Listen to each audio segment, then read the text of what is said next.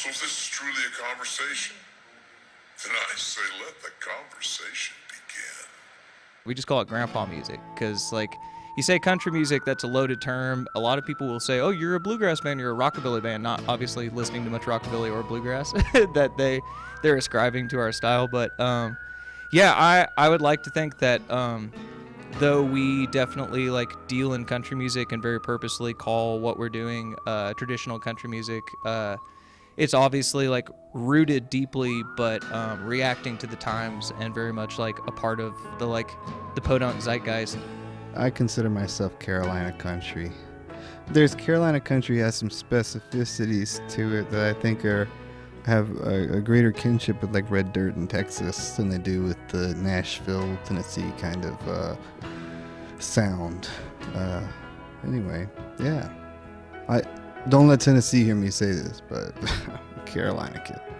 That was Adeem the Artist, following Nick Shoulders, who spoke with me when both made their debuts at MerleFest in 2024. First-time performers at festivals are often the artists that put those lineups over the top for me, and I was excited to see them play and get to talk with them about their music as well as their impressions of the festival, which has been going since 1988. Nick Shoulders is from Arkansas, while Adeem the Artist, as you heard him say, has roots in North Carolina, and those go 7 generations deep. As with so many roots music artists, the place where their roots are found is central to their art. And you will hear more about that from both of them in our conversations here. And you will hear some of the latest music from both as well, which starts off with the song playing now, Hoarse Whisperer, as in a hoarse voice, not the animal, by Nick Shoulders, from his latest album, All Bad. I'm Joe Kendrick, welcoming you to Southern Songs and Stories with our episode on Nick Shoulders and Adeem the Artist.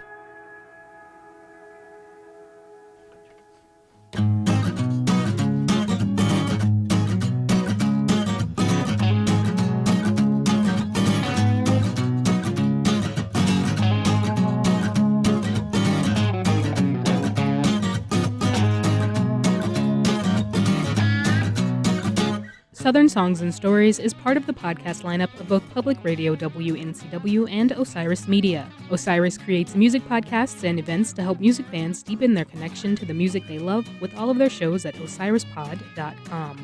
Osiris works in partnership with Jam Bass, which connects music fans to the music they love and empowers them to go see live music. Capsule versions of Southern Songs and Stories are produced for broadcast on WNCW by me, Corey Askew. More information about this and other podcasts from Grassroots Radio, WNCW, at wncw.org.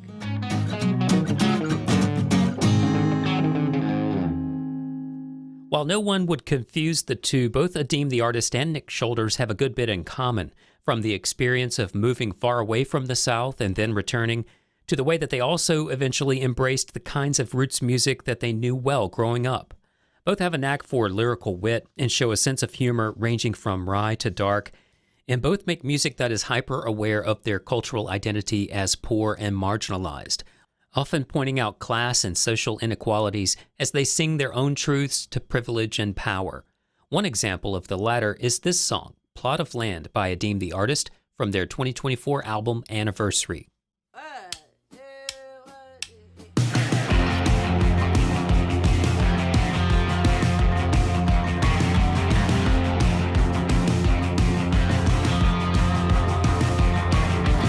Nobody wants to work no more. $15 sweeping floors when there ain't no line. You gotta find chores to do. Cause the boss has a tizzy if you don't look busy, even though you can't afford a rent in this city. When you punch the clock, just another job waiting for you. On minimum wage, you can't afford food or utility bills, but they're still coming due. It just ain't time to dine home these days. What if we had soil and midnight oil? We could sow tea leaves when the water boils. They say to grow where you're planted, but we wasn't handed no garden either ways.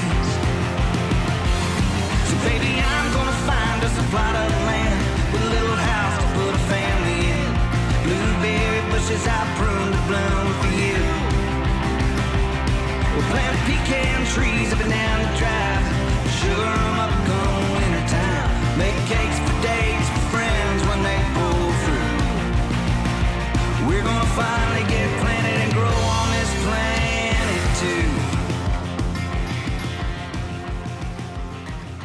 Country music has often been at its best when it goes beyond celebration to an actual embodiment of perspectives of the working class. It often returns to well-established themes of the outsider who becomes a hero as well. In the case of Nick Shoulders and Adeem the Artist, we find two artists who came from modest means in the rural South and came to champion those people in places. We find both picking up the mantle of the outsider, not as pretense, but as far as the Nashville hit-making machine goes at least, real outsiders.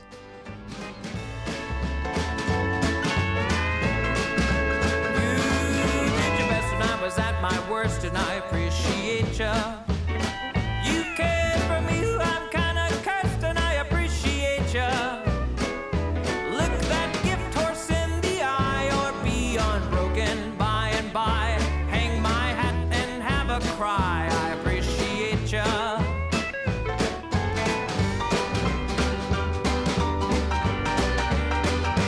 If this land is your land, I appreciate ya.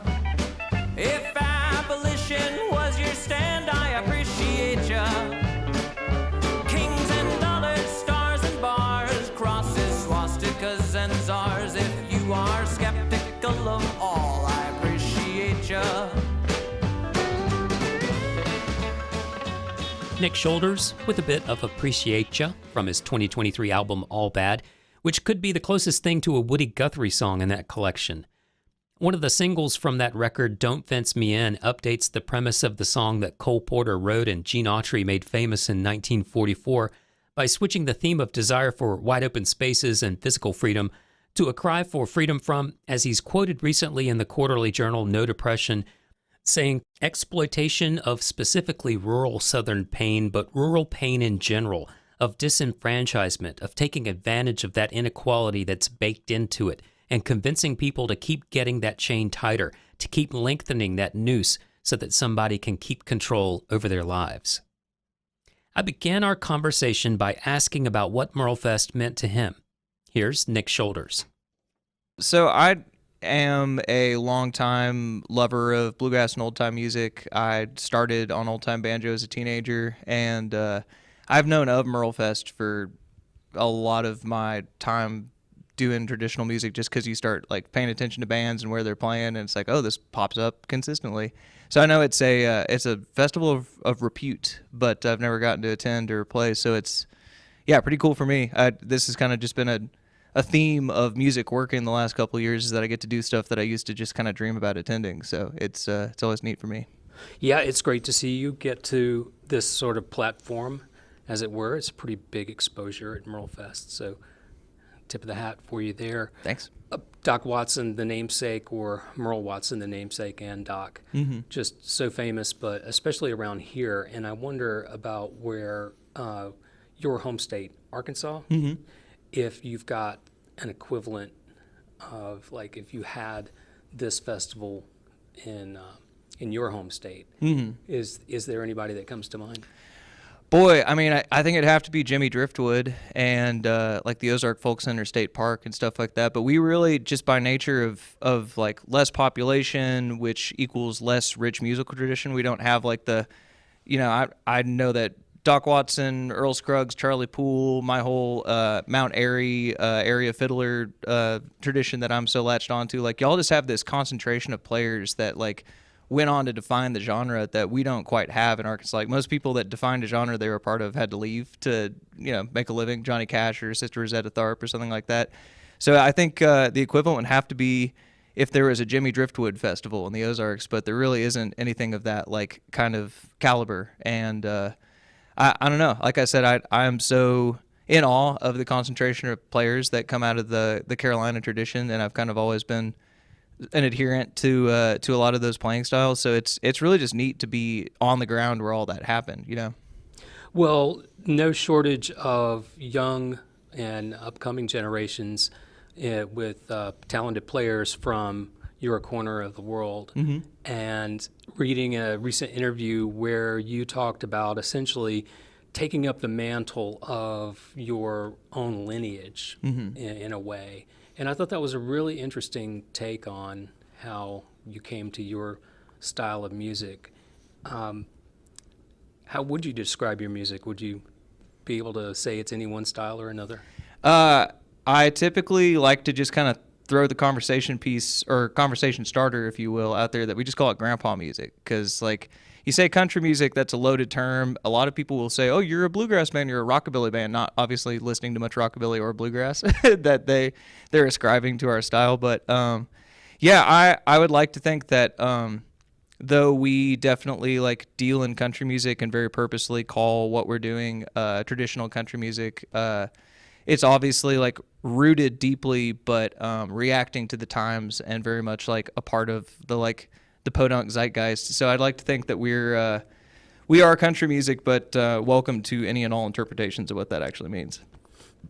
Definitely, you've got that roots base in everything. Mm-hmm. But there does seem to be maybe at least a hint of it in the background somewhere of some real rock and roll sensibility. Totally. Maybe with songwriting, attitude. Mm-hmm. Where does that come in? Well, I was kind of overexposed to the roots of country music growing up. Like you mentioned, my family did like old-timey Southern singing and gospel singing and stuff, and I kind of wanted to scare people. So as a teenager, I started getting into punk and metal music and becoming like really entrenched in that subculture. And just playing in heavy bands definitely was kind of like the formative period of my like learning how to wind an instrument cable, learning how to like tune your drums and like how to run a touring band. And then when I came out of heavy music and was like, okay, I'm tired of kind of having to answer to people who may not necessarily like have any respect or root in the genre. Like I would like to put my 2 cents in. We had that already like heavy music background to draw on. So it was sort of like, yeah, blue collar working class music values with punk and metal that have a brilliant and really compatible crossover with country and traditional forms. So it really wasn't that weird to transition to take that out. Yeah. You've got a number of contemporaries here. Even Willie Carlisle is here for MerleFest. Wonder if you could point to any of your folks, especially from around Arkansas and that general region, that you think we ought to get turned on to. Yeah, there's a lot of performers who came to Arkansas from outside of the state, Willie being one, that like are doing their best to embody the tradition that we came up in. And yeah, I'm a big fan of the folks that we try to put in front of people via my record label that I co-run with my buddy Kurt, Garhole Records. But yeah, our buddy Jude Brothers is an amazing singer and very much from Arkansas and very much steeped in like the same kind of like tradition and like paying attention to the roots of the singing style from like an academic and functional standpoint. So I would say if anybody is interested, just go start diving in on Garhole Records, because we're definitely trying to support our regional our little pocket of folks there, Tell us a little bit about running the label. Is that what you expected? Is that just for your own purposes, or did you have something bigger in mind when you set it up? So during the pandemic, we were sort of inundated with like an attention and ascendance into like music notoriety that was totally unprecedented in my life. Nothing that I knew how to handle or knew anything about. And we didn't really have any material return on it because I was, like everybody else, just locked down. And I didn't really know any better and didn't want to give up partial ownership of my masters to somebody I didn't know. So we basically started that label as a way to sort of spread what was coming to us unexpectedly in terms of attention and notoriety and success, and just prop up our buddies who we think deserve it just as much, who are from the same like retired punks playing traditional music sort of strata. And yeah, I couldn't claim to actually run the label. I think Kurt does much more of that. I'm sort of the breadwinning name, I guess, but it is definitely more work, more complicated, and we're up against much more of an entrenched system than I could have ever anticipated, even like kind of knowing full well what we were getting into, and at least in like the most basic sense. But I'd say on the other hand, it's incredibly rewarding because, again, we get to sort of curate and propagate this world of music that we believe in, that is like our contemporaries, our friends, people we think deserve to get heard.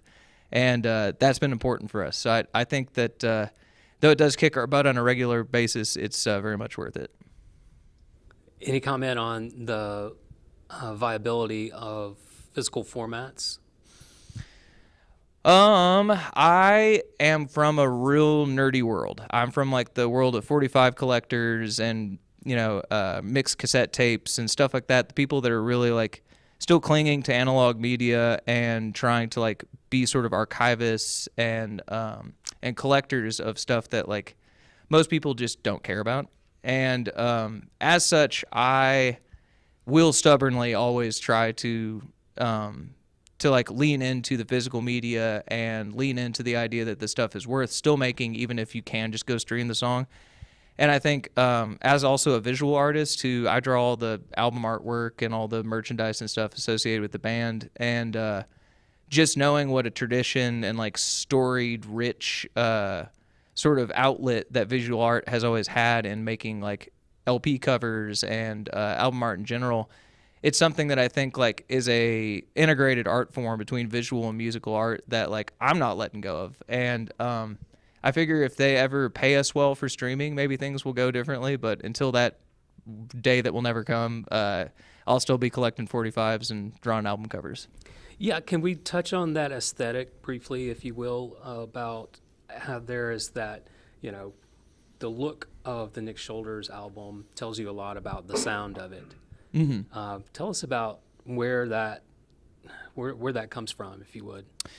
Yeah, since I was, before I can remember, I guess I've been whistling and warbling and interpreting the spaces around me via visual art. And I look at the palette of colors I use. I look at the line quality, and I can see Ozark Springs. I can see the moss, the limestone, the like manic lines of the bluffs, and I think that they are integrally tied. My singing is a product of the landscape, and my interpretation of line and color and form are just as much products of that landscape. So I'd say like it's country music because it's from somewhere, and the art aligns with it because it is also equally informed by such. But like again, we might be like deeply rooted, but we're still reacting to the times we live in. So like you can't escape that it looks a little bit like a Ren and Stimpy cartoon, or that it's got like some associations with like, things that people are familiar with seeing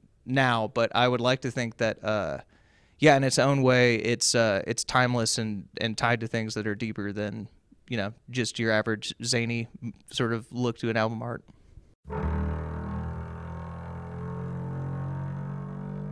Wrapping up our conversation with Nick Shoulders with this instrumental from the album All Bad, Arkansas Troubler. You've probably heard the song Arkansas Traveler, which has been recorded by practically everyone since it was first put on record by its originator, fellow Arkansan Alexander Campbell Eck Robertson, back in 1922. Nick loves to play around with these country touchstones, so now we get Arkansas Troubler. Another song title pun on All Bad takes Mama Tried and simply switches 2 letters around. Mama Tired. Coming up, another artist making their MerleFest debut with our conversation with Adeem the Artist.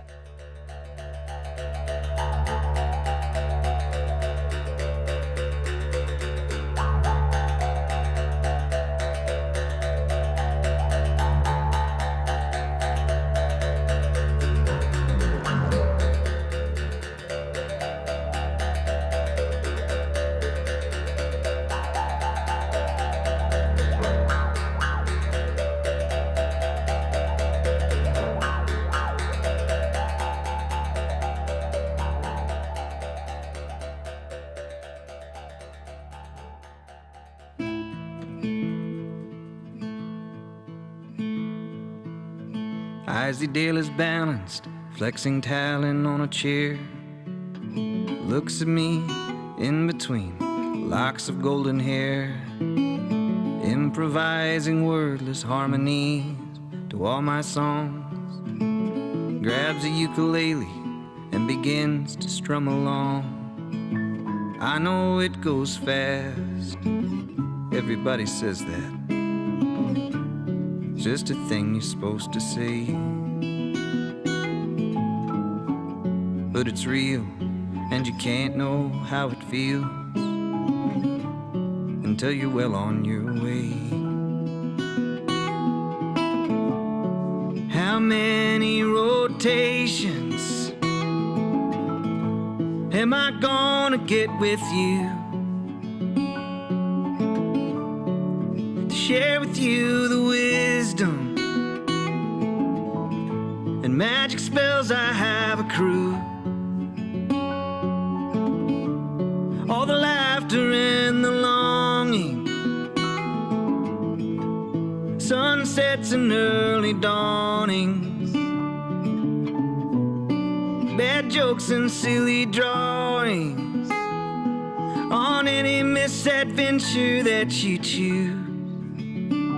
When I'm gone, you carry on, there is left of me with you.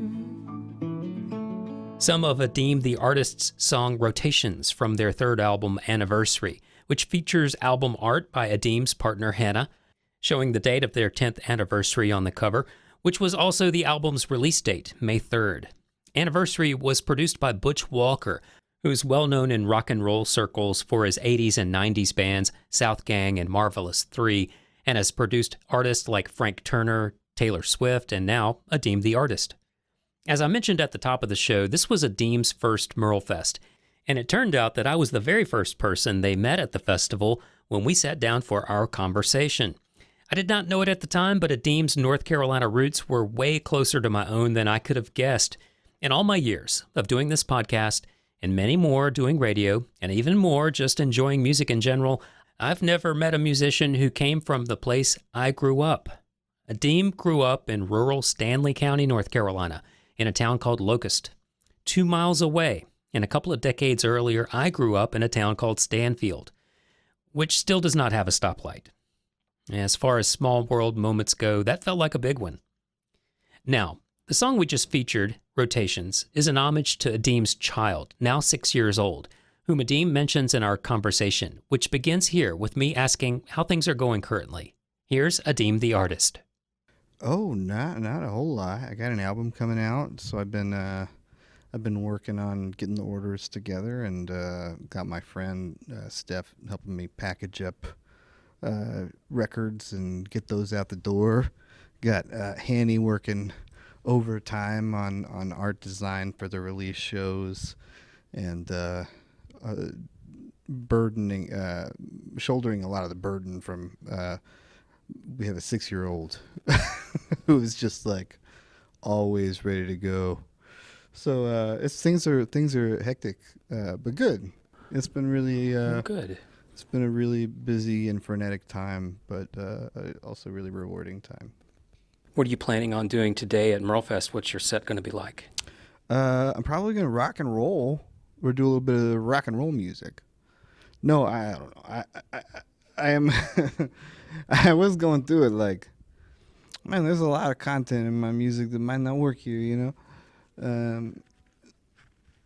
Things I've learned in the past to avoid that, you know? But yeah, no, I think I'm really excited about the mixture of new songs that I'm throwing in and kind of getting to share for the first time here, actually, at MerleFest. It's kind of the first time they're played on stage. So That's great. And your knowledge of Doc and Merle Watson are they revered in your mind, or is their music where does it fit with you? yeah, I mean it's hard to qualify the influence of Doc Watson on all of us sort of pickers, but yeah, he's I don't know that he's like my. I don't know all that much about him, but Yeah. I grew up listening to him on records. Yeah, I imagine it's hard not to know about who Doc Watson is as a performing artist, at least on some level, at least having been introduced to him. So yeah, this festival in memory of Merle Watson when he was tragically killed, and then it just became this MerleFest that you see today, which is kind of an amazing story. That's beautiful. Yeah. And just how festivals have become the way to go in so many ways for live music experience.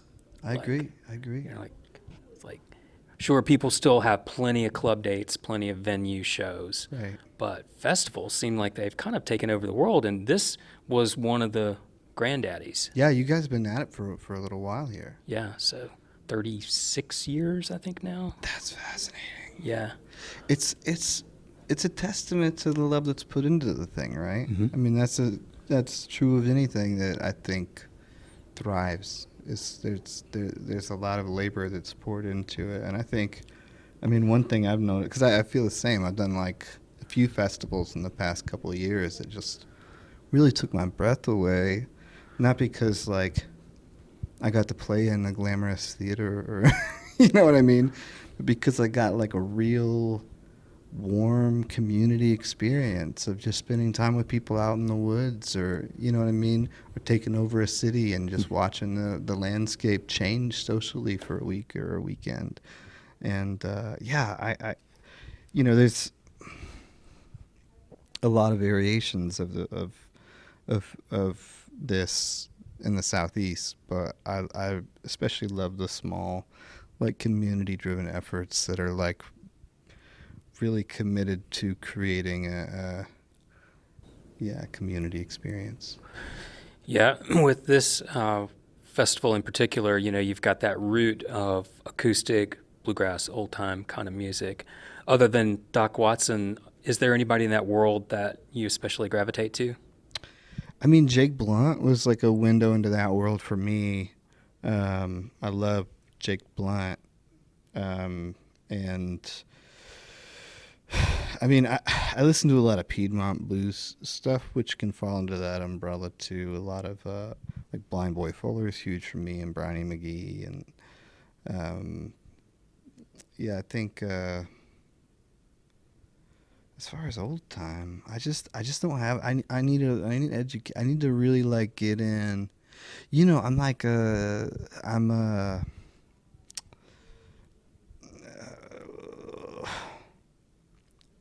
I feel scared of go to old time jams sometimes. You know what I mean? Sometimes I have nail polish on and stuff. Like that's how I present in daily life. I don't know. I think the culture is shifting, especially with younger generations, to where that is completely the norm.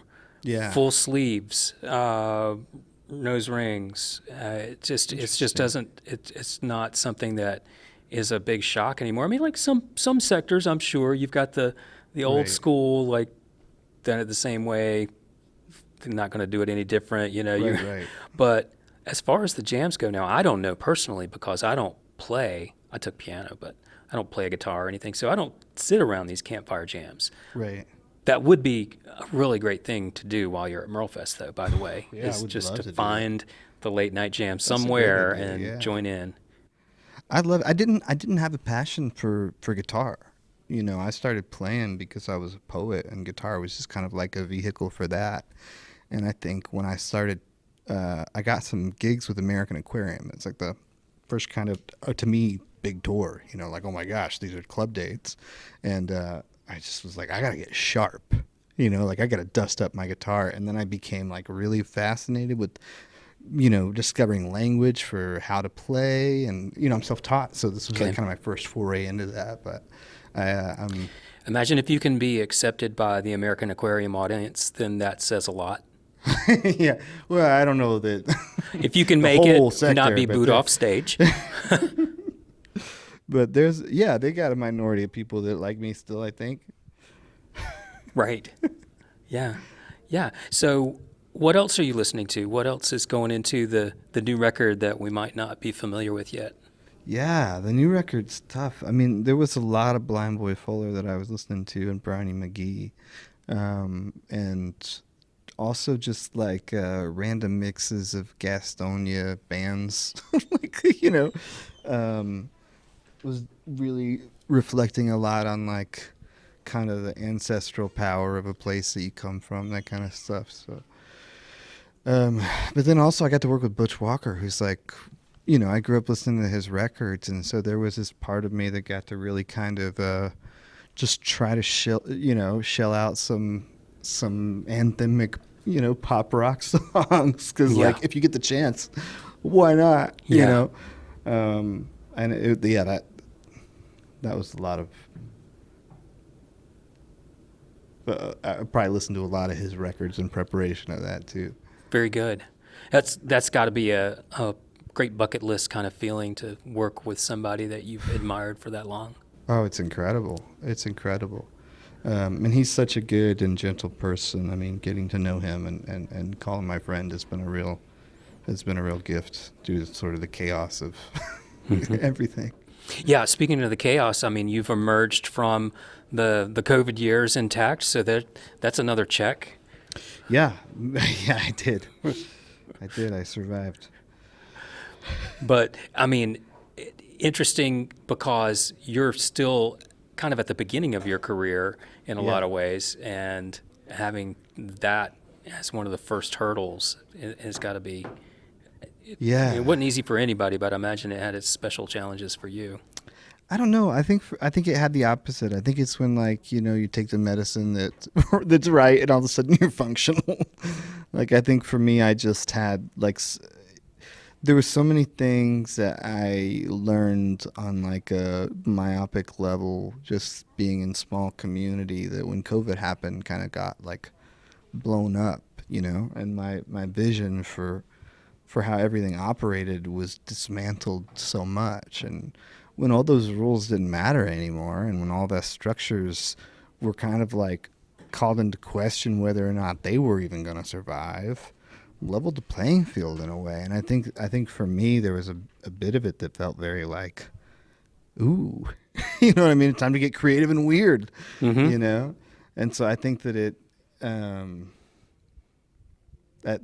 yeah.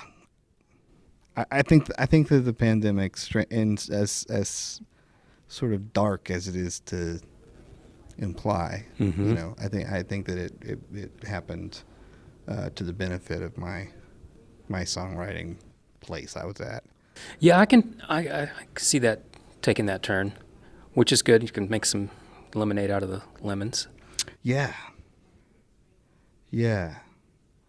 I try to let the ghosts of the people who passed away from COVID-19 haunt all my songs, like little old houses. So I think Nick Cave said that.